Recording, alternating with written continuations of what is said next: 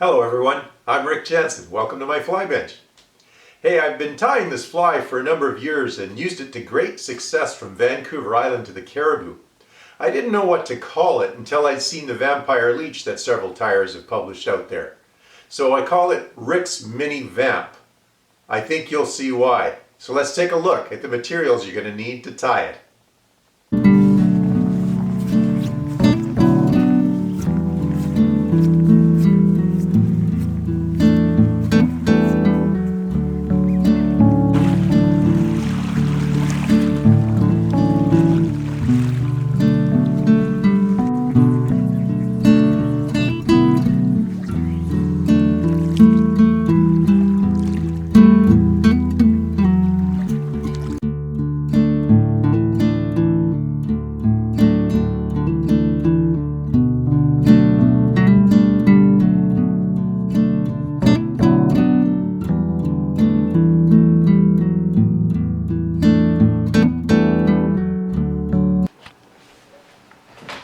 Okay everyone, into my vise I have a Togen's barbless 60-degree number 12 jig hook.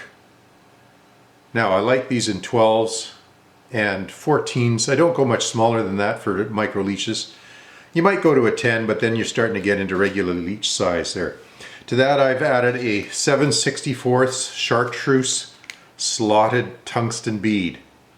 Now this is where the vampire leech similarities come in, the combination of the chartreuse with the black. So I've got my Vivus 8/0 black tying thread, and we'll bring that in behind the bead here and lock the bead in place, and we'll just get that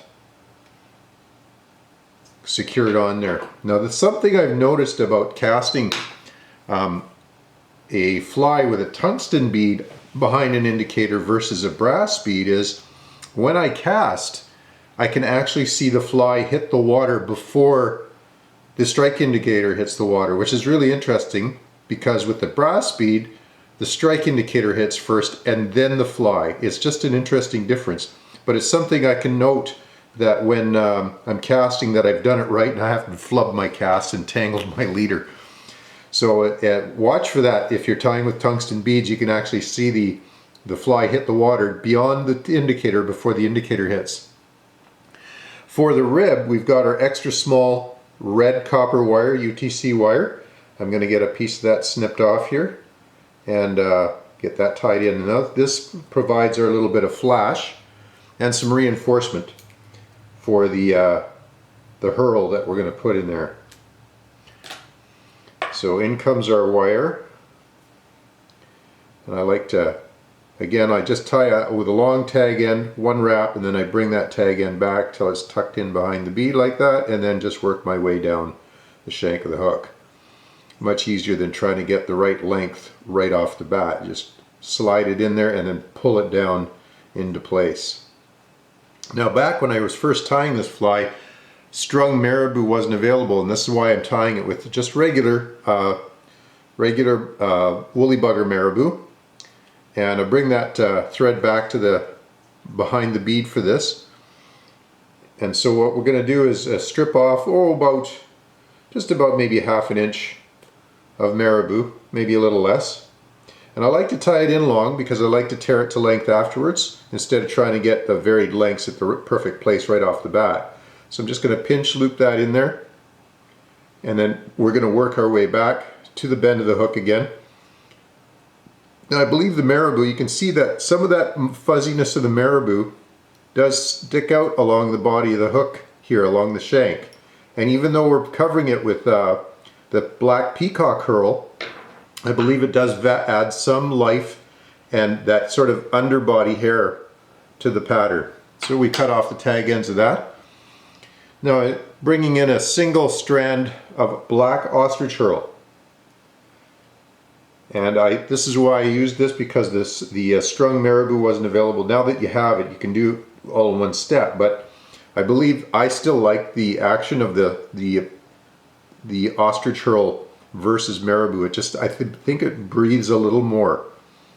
And so I'm just winding that tip. I tied it in by the tip, and I'm bringing the thread forward to behind the bead there. snip off that tag end of the tip there. Just tidy that up a little bit. It's a very simple fly to tie, but also effective. I've used it to great effect on lakes all over the province. Now we're just going to palmer this ostrich hurl forward, build up that black body. So there you have your blackened chartreuse of the vampire leech. They use that specially chenille for it.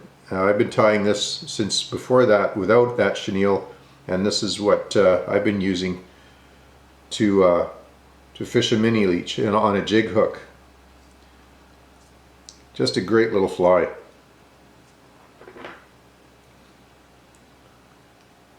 And snip the tag end of that off, and then we bring our red wire forward counter wound to strengthen that ostrich hurl, and we kind of dance it through there to avoid catching too many of those fibers. And this really does live under an indicator when there's that, what they call the fresky riffle, you know, on the lake, and it's just a breeze enough to cause your indicator to bounce regularly. This thing just absolutely breathes and lives under the water, which is why I think it's so effective. It looks totally alive to any trout, and that chartreuse bead is what just brings them in to have a second look. So there we go. Now we're going to give that thread a touch of Sally Hansen's there. You can use super glue, whatever your favorite head cement is. I like to do it on the hook, whoops, just above the wraps there, just to wrap that in place, and then we'll give it a whip finish. 1, 2, 3, 4, that should do it. Secure that into place. These errant little fibers up front really don't do any harm, but I like to snip them off if they're there. And then all I do is I pinch the tail to length, so I grab it about a shank length behind, and then just tear the tips. And there we've got Rick's Mini Vamp. It's a dandy little micro leech. Hang that under an indicator. That will swim and live under the water, and it will catch you some trout. I've had trout absolutely engulf this, and it's a great little pattern. That's the only downside, is sometimes they take it so deep. If it's a lake with retention, you either have to kill the fish, or if it's not a retention, you just got to cut your leader and let it go and call it a loss. They absolutely love this fly. So I'm wishing you good luck out there. If you enjoyed this fly in this video, please consider subscribing to my channel if you haven't already. And have a good season. Thanks for watching.